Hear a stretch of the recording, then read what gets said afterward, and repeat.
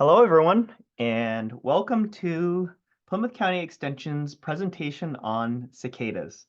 These are a fascinating group of insects, and I am so excited that this year, in 2025, we will be celebrating the emergence of the periodical cicadas that will be coming out on the Cape.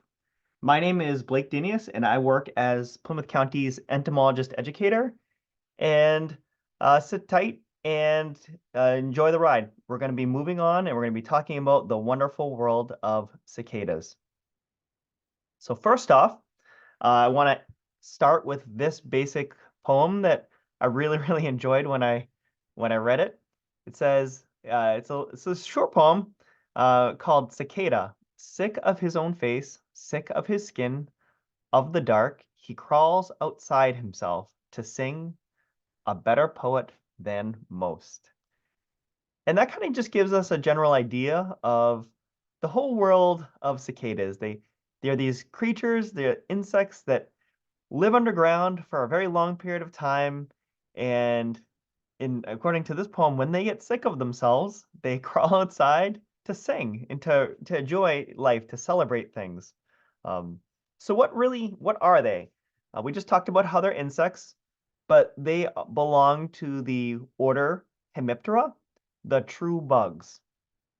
So while you might have heard other insects called bugs, cicadas actually belong to the true bugs, the quote unquote real bugs. But one thing that cicadas are not, and one thing that they are very commonly confused with, are locusts. So cicadas have been celebrated a number of times throughout mythology, but they're very commonly confused with locusts. And a true locust is actually a type of grasshopper. It's a type of social grasshopper. These true locusts are associated with devastation and crop uh, crop destruction and loss of food and famine. But cicadas are not that. While you may find them in very high numbers, that's not what they're about. They're not about swarming to destroy crops. And I think that's a really important distinction between actual locusts and cicadas. So they are not going to, again, overconsume plants. And I think that's really important when you see these cicadas emerge this year, that this is not necessarily what we're expecting to happen. Cicadas date back 40 to 200 million years ago, and I know that's a pretty broad estimate of time, but that's pretty much what we get when we're looking at things in the fossil record. And you can see that the cicada is this is an example of a cicada that has been the imprint of a cicada on some stone. And here are actually some uh, examples of cicadas that were trapped in lake sediment, and you can see right here the tunnel of the cicada when they actually were able to create a three-dimensional model of that cicada trapped inside what I believe ended up becoming opal. So cicadas are true bugs, and you can see all true bugs, they have what we call piercing, sucking mouth parts. And you can see that in the top left photo, this is a stink bug, and right in between its front legs, you can see this mouth part going down and piercing the stem of this plant and sucking the juices out. I believe that this was a white oak tree. And on the bottom left, you can see the spotted lanternfly, which has quickly become a pest in a number of different states. You have the milkweed bugs, but you also have ambush bugs, and on the top right, western conifer seed bugs. And what all these have in common, even though they have different colors, sizes, and shapes, is that they exhibit the piercing, sucking mouth parts. And cicadas do have that as well. Uh, Several insects may look like them. We have here on the left a cicada exuvia. So this is a cicada would emerge from. And you can see these white spindly wisps coming out of that. Those are actually the remnants of the cicada's breathing tubes that have been left behind as the cicada emerges. It will form a new coating for its breathing tubes, but the exoskeleton actually coats the inside of the breathing tubes, and that's what you're seeing in these white spindly wisps that are coming out the back of that cicada exuvia. But on the right, what we have is a dragonfly exuvia, and it can look very, very similar. And these are one of the ways you can kind of distinguish between them is somewhat the general shape of them, but also that the dragonfly exuvia tend to be located very close to water. As in this photo, you can see you've got some water in the background and some aquatic vegetation. Or actually, I apologize. What looks like water is actually a plastic container. But typically these tend to be located very, very close to water. Uh, Several insects, several other insects may look like them in the adult stage. Like very commonly, we hear these dog day cicadas in the dog days of summer, right at the end of August. And very often, sometimes people will call them katydids. And the true katydids, like we have on the right, these are not I apologize. So you also have a group of organisms called true katydids and false katydids, and both the true and false katydid are sometimes confused with cicadas. And you can see that the katydid is more closely related to a grasshopper than it is a true bug. We also have several types of cicadas. So as I mentioned earlier, you've got the green and brown and black kind of cicada. These are the annual cicadas or the dog day cicadas that we tend to find every single year. And even though we call them annual cicadas, they often exhibit a multiple year life cycle. Like they can live for up to 5 years in some locations, but they will have an emergence every single year. And that's really what kind of separates them from, among other things, from the periodical cicadas, which, as we'll get into later, the periodical cicadas have one burst emergence that occurs after a set number of years, where you can see the annual cicadas every single year in the same locations. The cicada hunter or cicada killer wasp, you can see in the bottom left photo, parasitizing the cicadas, and they'll hunt those cicadas and they'll bring them down into their burrows. I often get calls and reports of these large cicada hunter wasps, and to be honest, they're really just gentle giants. They're going after these cicadas, and the cicadas are, if they didn't go after the cicadas, perhaps the cicadas would cause more damage to the plants and vegetation. There has to be something that eats them, and the cicada hunter wasps are just one organism that will eat them and bring them down to their burrow. So in a lot of ways, they function as a type of population control for these cicadas. And again, they're gentle giants.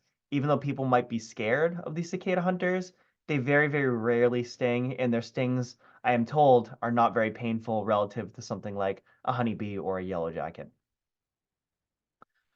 So the dog-day cicadas, the ones that we see and hear every year, they may sound a little bit like this. And I'm only going to play this recording for a short period of time because it might be a little grating to hear.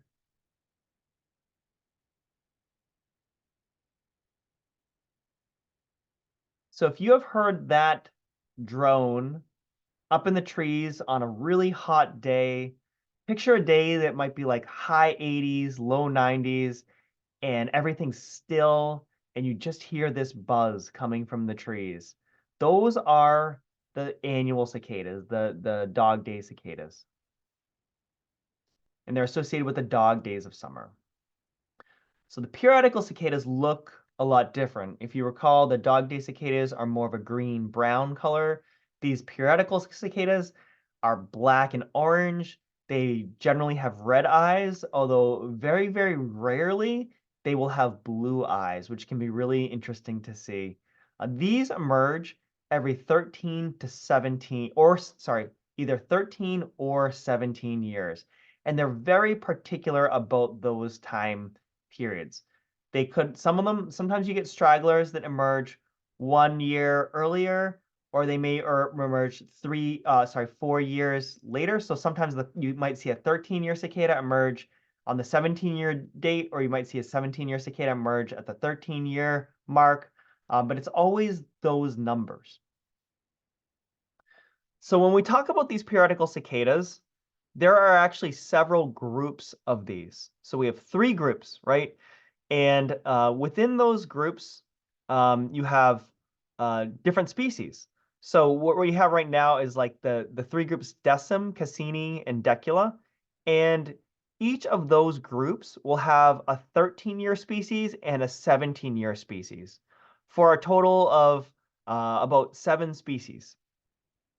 Now, there is some debate as to whether the 13-year species is actually a different species than the 17-year. They are separated temporally, and so you wouldn't expect them to meet up, but it is possible that they can breed together, and separating them and distinguishing them is almost impossible. So they're really only separated by that 13 or 17-year mark in some cases. So it can be it's definitely something that there is some debate going around. Now, within a year, so within one of the cycles, you will have 3 different species, and these species do not breed with each other. So on the bottom, you can see the 3 different species of the periodical cicadas, and they can be very difficult to tell apart. There are some distinguishing characteristics, like somewhat like focusing on some of the coloration of the cicadas and maybe a little bit of their size and shape. But they're going to be mostly they're going to be emerging together. They're going to look very similar together, and for most people, it's not particularly necessary to tell them apart. I just like to cover this to show you that there is some diversity within organisms that often look the same. So what exactly is a brood? When you hear about broods emerging for these periodical cicadas, what we are talking about is the emergence of 3 different species all at one time. So instead of calling them a group, like there's this group that's all coming out and there's 3 different species, we call that a brood because they're separated based on their year. So these 3 species, Magicicada septendecim, Magicicada cassini, and Magicicada septendecula, these are all going to emerge this year at the same time in one location. So we call that brood 14. They will emerge in another area of the world, another area of the country at a different during a different year, and there will be the same 3 species again. And so these broods are a way of distinguishing between a grouping of these species at a given time and location. So it's also just kind of talking about where they emerge. So right now in 2025, again, we have brood 14, and they're expected to emerge, for instance, Kentucky, Georgia, Massachusetts, Maryland, New York, all of these different states, what I have here highlighted in the red. But if you look at 2027, you will see a 13-year brood emerging in 2027, right? So even though we call them 13 and 17-year cicadas, there's opportunities to see these groups and these broods in less than 13 or 17 years. You just have to do a little bit of traveling. And the next 17-year brood, for instance, will be emerging in 2029. So that's 4 years later in Tennessee, Virginia, and West Virginia. So if you want to do a little bit, if you miss the cicadas this year, you can do a little bit of traveling and possibly see, again, the same species emerge, but a different brood emerging in another state. Periodical cicadas are fairly unique to North America. There are some periodical cicadas that exist in other parts of the world, but no other parts of the world have the 13 and 17-year cycles. And so this specific 13-year and 17-year cycling cicadas are found nowhere else in the world. Again, we're dividing them into broods. Brood 14 is expected to be found in several other states in North America, but it's the only periodical cicada that we expect to see in Massachusetts, and we are expecting that on the Cape. Cicadas have a fairly basic life cycle, but it's just really what it is it's stretched out over a long period of time. They are hemimetabolous organisms, so they don't go through a true metamorphosis like you might expect from a butterfly or a bee or a beetle. What happens is the cicadas will lay eggs, and then those nymphs will hatch from those eggs. The nymphs look a little bit like the adults, but they don't have wings, and those nymphs will burrow underground, they'll tunnel, and they'll feed on roots underground, slowly growing in size until they look more and more like an adult cicada. And at which point, after they've reached through all of their molts, will emerge as the adult, or sorry, climb up, emerge, and become the adult following some emergence. So here are what the nymphs look like.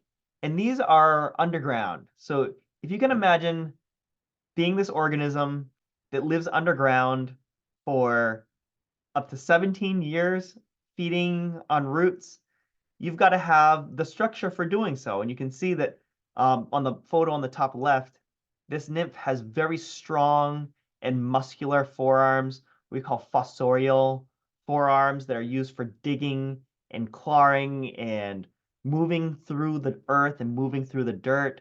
On the bottom left photo, you can see what those tunnels might look like. Cicadas are xylem feeders. So they are they're mostly generalist feeders, which means you can find them on a variety of different types of plants, including grasses, but they're exclusively really going for the xylem fluid. And xylem is a very nutrient deficient liquid. It also is under extreme negative pressure. And so there are kind of pros and cons to being a xylem feeder. The pro is that is that the xylem is going to be not very well defended. So you can be this organism and you don't have to specialize on a particular plant to try to overcome its defenses. You might be able to become a little bit more of a generalist, being able to feed on multiple different kinds of plants, from dicots to monocots, because because you don't have to overcome the different specialized defenses that different plants have. Um, the negative is that xylem is nutrient deficient, so you need a lot of it. And also, it's under negative pressure, so you need a very strong pump to be able to pump out that xylem as you're feeding and work against that negative pressure.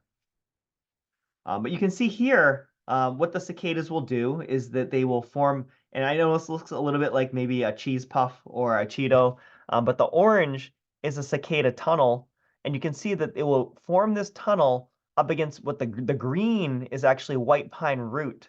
And you can see that the cicada is forming this tunnel and encompassing part of the very small rootlets from this white pine root. So the large major root being the wide green area, but very small rootlets coming off of that, and the little Cheeto-like tunnel, fully being encompassed by fully encompassing the smaller rootlet. And the cicada will be on there and just feeding on that root. I mean, there's some benefits to that too. Like, I mean, the cicada doesn't really have to worry as much about, there are some predators that might go after them, but they're pretty well protected and they're pretty secure and they don't have to go looking for food all the time. They're just right up against it. So again, there are some very strong advantages for being a subterranean insect that lives off of xylem fluid. Cicadas, even though you might think of cicadas as being, when you think of, oh, they're feeding on the plant, they're feeding on the roots, you might think of that as a negative. In general, cicadas are doing more good than they are harm for the environment. When they're doing this tunneling, they are aerating the soil. They're creating better routing for water. They're not taking so much that they're actually going to result in the death of the plant. So they're just kind of being they're just kind of being a little innocuous, taking a little bit of fluid from the plant, and that's pretty much it. And then providing numerous other types of benefits to the environment. And then you have the adults. When they go to emerge to become adults, I mean, you might not think that necessarily these two photos look the same, but if you remove the wings and you kind of remove some of the color, if you kind of ignore some of that, you can see that the general body structure is very, very similar. From the legs to the shape, the oval body are very, very similar between these nymphs and this adult. And on the right photo, you can see the right bottom photo, you can see that the cicadas still do feed from the xylem tissue, from the xylem fluid of plants as adults. And on the top right photo, you can see that they they can fly as well. And so the adult stage is mostly for a reproduction and dispersal. In a lot of the ways, like a caterpillar mostly feeds, and then when it becomes an adult butterfly, that butterfly is mostly, the purpose of that butterfly is mostly to disperse and reproduce and lay eggs. The same can be said for cicadas as well, and for many other insects, but in this particular case, I do want to highlight that the juvenile stage is mostly for feeding and acquiring resources and nutrients, whereas the adult stage is going to focus mostly on reproduction and dispersal. And you can see another photo of the magic cicada feeding on the xylem of a plant. But yeah, again, this results in very little damage. And this is an example of two magic cicadas mating. Um, Magic cicadas, the periodical cicadas will also sing just like the annual cicadas. And this type of singing is pretty unique to the cicadas. They're the only organisms in the insect world that have what we call timballs, and these are these sound producing organs. You can see on the top left pointing, it almost looks like gills, and you can see that pointing to that. These cicadas will snap these timballs, and just to give you an idea of what that might sound like, sounds a little bit different than dog days, almost like an alien noise.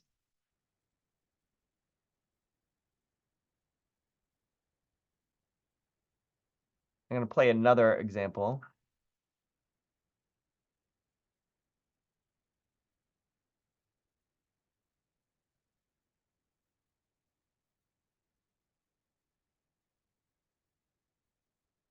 And so these cicadas, they will have unique courtship calls between the different species. So again, 3 different species are emerging. You may hear 3 different calls from them, 3 different songs.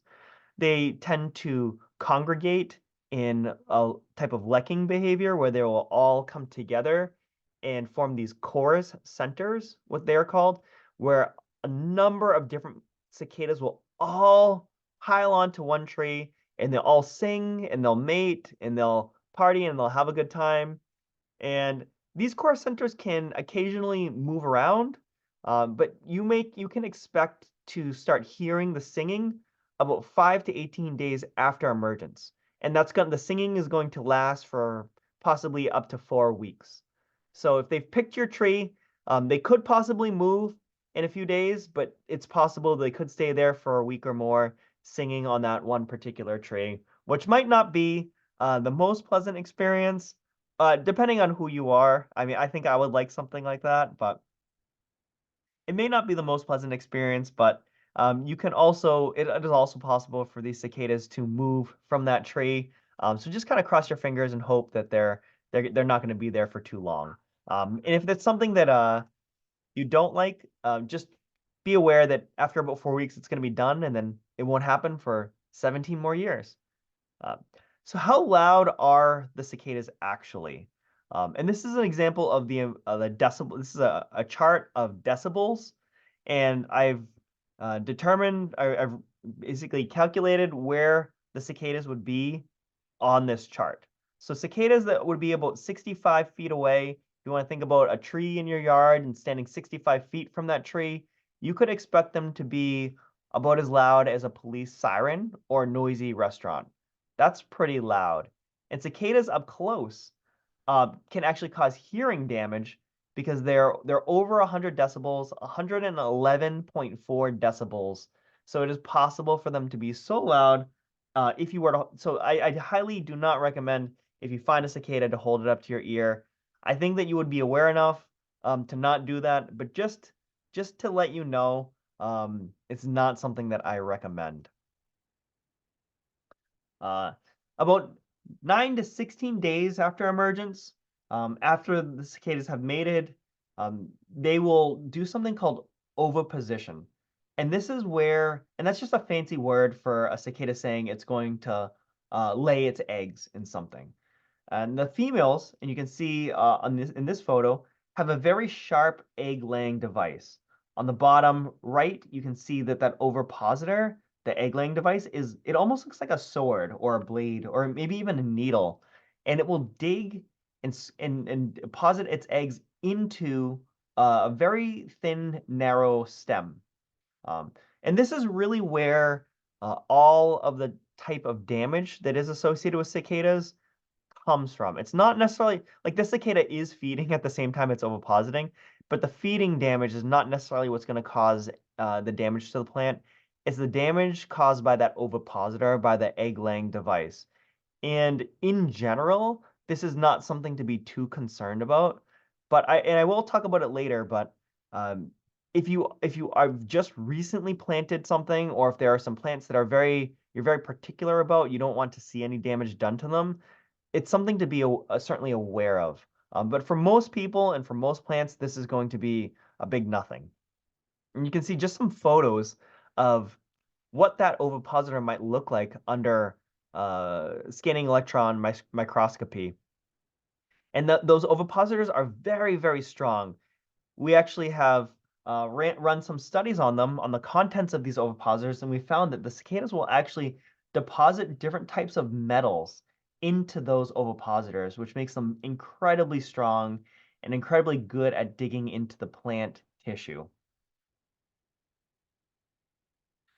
Each cicada female will lay about 20 to 30 eggs per nest, and a single female can lay up to 600 eggs. So you might be seeing about 20, if you think about one cicada making about 20 of these marks into a particular plant, and this is what the kind of the damage done by that ovipositor. And the reason that she does this is not to harm the plant, it's that the eggs she lays, and you can see on the top right photo, the eggs she lays need to be bathed in the plant juices. It's really important for them to be bathed in those plant juices because they will not survive otherwise. So that's why she's doing this. But if you can imagine all the cicadas that emerge and each one doing this maybe about 20 or so times, that can result in a lot of superficial cosmetic damage to plants. Again, the sap bathes and nourishes the eggs. Um, so these cicadas will prefer very often pencil-sized twigs and branches. And so if you are a large tree, the damage done to that particular tree is mostly going to be cosmetic, and that tree will be able to shrug that off. The real concern comes from, again, very high value ornamental plants that people might use for their yards, or for very small plants where the entire plant might be about pencil sized or smaller. So if you're thinking about growing a new tree this year, you might want to consider maybe waiting until next year or taking some measures to protect that plant. Cicadas also prefer certain plants. They prefer, even though they are more of a generalist, they do prefer certain plants, and they also prefer doing this to plants that are located along the edges of forests. So if you think about like the tree line, the plants that are not necessarily deep into the woods, but along the edge, they think that the cicadas tend to prefer those. And we're not 100% sure why, but it could have to do with the way that those particular plants either sequester nutrients or the way that they grow. So you can see like what the damage might look like from a cicada ovipositing in that plant. And this is what we call flagging, where the small pencil-sized twigs will die off. The rest of it looks bad, but the rest of the tree is very healthy and it will recover from this. Cicadas also tend to prefer mature plants, and again, the damage is very it rarely causes damage to kill a plant unless the plant is very, very young. So the cicadas will prefer pretty much any deciduous tree or shrub, but they can feed off conifers. You can see that the different species of cicada will prefer different types of plants. Magicicada septendecim tends to be found in general in uplands areas and will prefer things like hardwoods, white pine, smilax, that's the green catbrier, hemlock, and has even been found feeding on grass, turf grass. Magicicada cassini tends to be found more in the floodplain area, tends to be found on ash, elm, and oaks, and Magicicada septendecula tends to prefer hickories and walnut. So you can see that they can be separated a little bit based on the types of trees in an area, but it's, they are more of a generalist, and you can find them kind of mixed in on different types of plants, and there is some overlap. After those eggs hatch, uh, which takes about 6 to 8 weeks, the nymphs will drop to the ground and quickly burrow. This usually takes about 2 minutes, but we think that this is actually a really fragile stage for the cicadas, and we suspect that nymphal mortality, that mortality of these nymphs, can reach up to 98% within the first 2 years of their life. So between the egg and the first few molts, that not a lot of cicadas make it. And that actually makes sense, where you might have, for instance, like up to over 1 million cicadas emerging in just an acre, and then each of those million cicadas laying 600 eggs. Or sorry, only half would be about females. So if you think about maybe 500,000 females laying 600 eggs, let's say if the gender ratio is 50-50, um, that not all of those would be able to survive, and then you might have a very high degree of mortality. And so that's what we're seeing here, is that they emerge in this very large burst, they lay a lot of eggs, and then not a lot of things live to survive. Not a lot of individuals live to survive after that moment. So I did this for fun, and I wanted to figure out like how long it's been since the last emergence and what exactly was going on. Because it's easy to say 17 years, and people are like, wow, that's a long time ago. But just how long ago was that? So the last time these magic cicadas emerged was in 2008. And in 2008, iPhone 1 was released. So if you think about like the iPhone that you have, like my iPhone is a 6, and that came out in 2014. So it's over 11 years old, and that was a 6. So one was released in 2008. Um, it's wild to think how far iPhones have come. And I remember when iPhones came out, when the first smartphones came out, a lot of people didn't have them, and they thought, "Oh, I'm never gonna get one of those." And now it's rare to find someone who doesn't have one at this point. Um, Obama won against McCain to serve his first term. The movie Twilight was released. True Blood and Breaking Bad aired. I feel like those, both Twilight, True Blood, and Breaking Bad came out ages ago. In 2008, the housing bubble burst. Taylor Swift released her second album, Fearless, and the tickets for her tour the next year in 2009 would sell for $45 each. You can imagine seeing Taylor Swift and only paying $45 for those tickets. It was the only year between 2003 and 2019 that the Patriots didn't win the AFC East. And that's because Brady was mostly injured during this time. Bitcoin, cryptocurrency, was invented, but hadn't yet been used as currency. At the start of 2009, Bitcoin will be priced at 0.00099 per Bitcoin. You could spend $1 on the Bitcoin and be rich at this point, because a Bitcoin goes for over $88,000 today. So if you can imagine in 2009 spending $1 and then being rich today, if only you could go back in time, had a time machine to go back and buy up all that Bitcoin. And just to talk about something else in terms of investments, the closing price for Amazon stock in 2008 was $2.56, and it's currently at $200.56.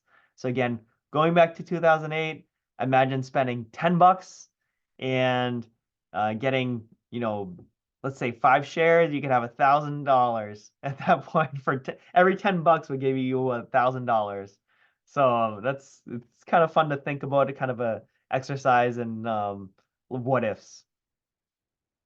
So I did want to talk about magic cicadas and about why they specifically wait 13 or 17 years. And this is really interesting, actually. It's not for no reason at all. It actually has a lot to do with predator life cycles. What scientists have determined is that vertebrate life cycles tend to go in 10-year cycles. So predators will ebb and flow, their populations will rise and fall, and that happens That happens in about 10-year waves. That happens about every 10 years. So if you have a boom in the predator life cycle, like a bird, let's say, or a mouse that might be predating on these, that will tend to happen every 10 years. So the cicadas, by waiting 13 or 17 years, these are prime numbers. They may be unlucky, and one of those emergences may synchronize with the boom of, say, let's say, one of the bird populations. But the next time these emerge, because these won't be emerging for 13 years after that, it will not synchronize with another boom in the vertebrate population. And so there's never going to be two booms of both the cicada emergence and the vertebrate population burst at the same time. More than that will never happen two times in a row if the cicadas wait for 13 or 17 years. Um, so it's very interesting. Because cicadas are pretty much completely defenseless. Their whole strategy for survival and for reproduction is what we call predator satiation. Cicadas aren't even very smart. They don't even really tend to run from the predators. They just get gobbled up and eaten. They don't have poison. They don't have a lot of defenses. They're not very fast. And apparently they taste really, really good because there's a lot of things that will eat them, including the bottom photo where you see a human going to eat one of these cicadas. I've heard that they taste like a little bit like a Cheeto mixed with peanut butter, which to me sounds like a pretty good thing. But what I've also heard is that for living underground, they can accumulate a lot of things like heavy metals depending on the environment that they're growing in. And so if I definitely caution if you see these cicadas, do not just go ahead and eat one right off the ground. You're going to want to get that tested. You're going to want to make sure that it's clean. You don't want something that has been accumulating metals over 17 years. You don't want to be eating something like that. So definitely, there is some work that needs to be involved before you go ahead and eat one of these cicadas. But apparently they are quite tasty. And a lot of birds will eat them, pets will eat them. For the same reasons, it's you if your dog or a cat eats one or two, it's probably okay, but you definitely don't want them eating a lot of these, for the same reasons that you don't necessarily want to eat a lot of them. And when we talk about predator satiation, what we mean is that these cicadas will emerge in such a large amount that organisms can gorge themselves on these cicadas, and they can eat completely to the point of satiation, and there will still be individual cicadas left over to mate and reproduce. So you can think of it like an all-you-can-eat buffet. Like if you sat down, if you brought in your family of four to this all-you-can-eat buffet, and you took as much food as possible, there would still be some food left. Um, and estimates of emergence are sometimes 1 million per acre, sometimes, a quarter of a million per acre, but in some cases they can be up to 1.4 million cicadas per acre. And just to give you an idea, like the average might fall somewhere around 445 pounds of biomass per acre. That is a lot of weight. If you think about like how much biomass, like if you're living in one of the areas where these cicadas will emerge from, there's all of those nutrients and that biomass existing right now underground, underneath your feet. And when these cicadas emerge, they are going to be infusing that area with all of those nutrients that they've been collecting over the 17 years. And organisms are going to eat them. They're going to get those nutrients that are being converted from a primary producer to the herbivore, and the predators are going to be able to eat that. And so in a lot of ways, it is a good thing that these cicadas exist in an area. But they can't consume everything. Just in this one site in Arkansas, they consumed 15 to 40%. So you can think a lot of the cicadas lived to reproduce. And we already talked about the vertebrate life cycles.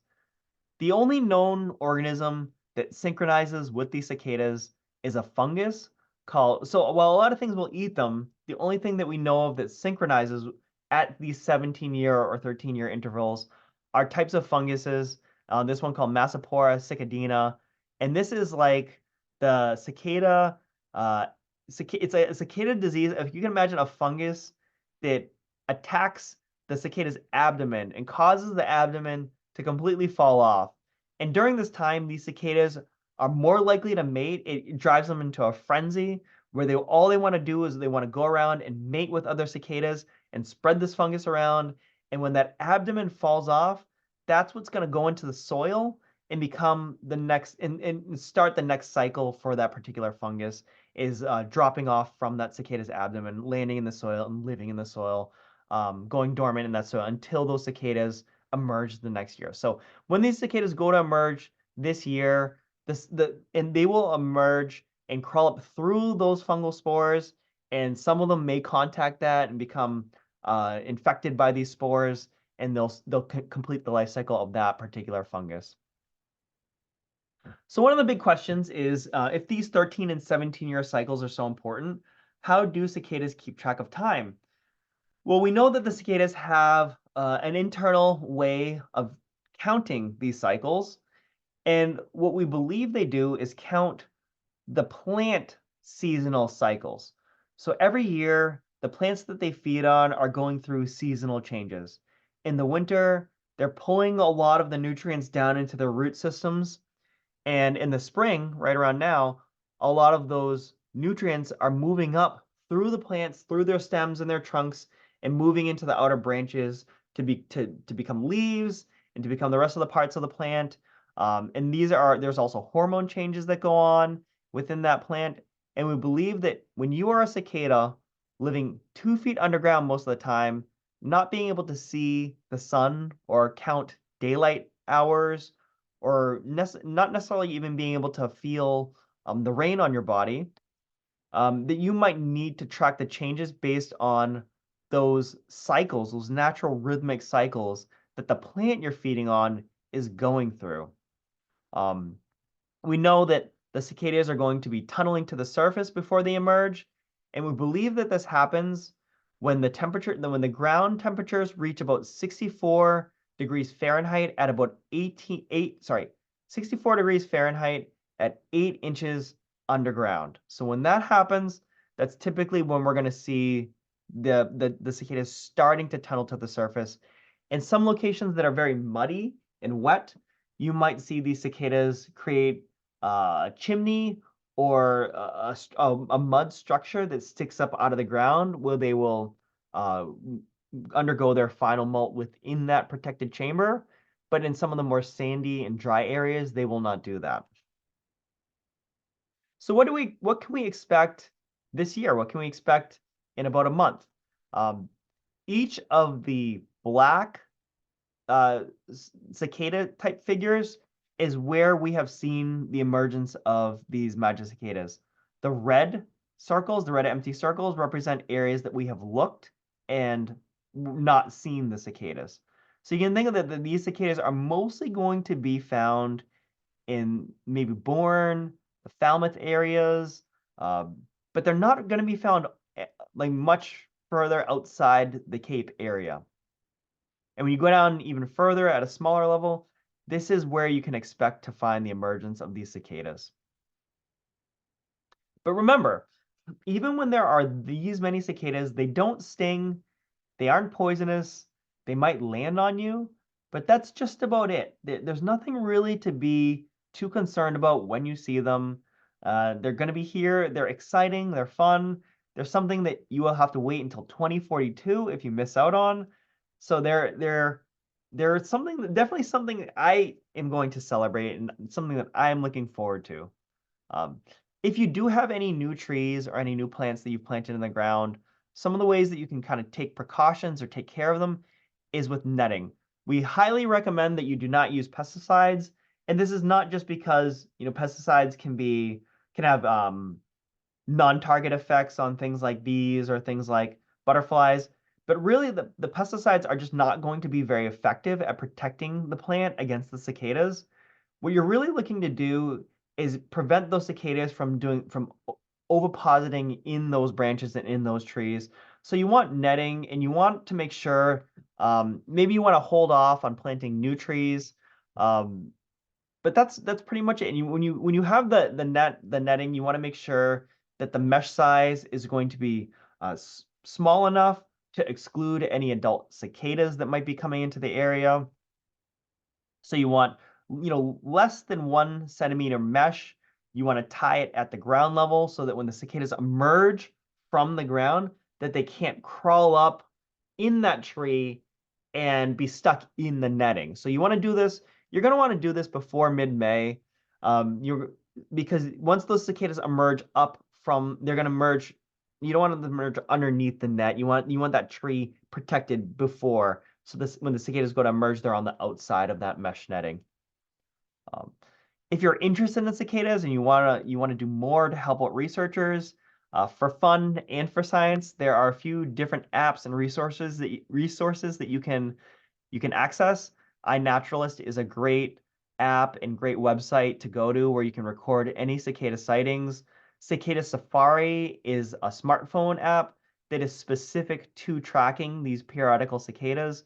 And then we have a great website called Massachusetts Cicadas, where a good number of this information actually came from, and some of the photos came from that. At this point, I will take any questions. You can email questions to my email address seen here. You can always give me a call, or you can message me on Facebook at Plymouth County Extension. Until then, I hope you enjoy the cicadas and have a nice night.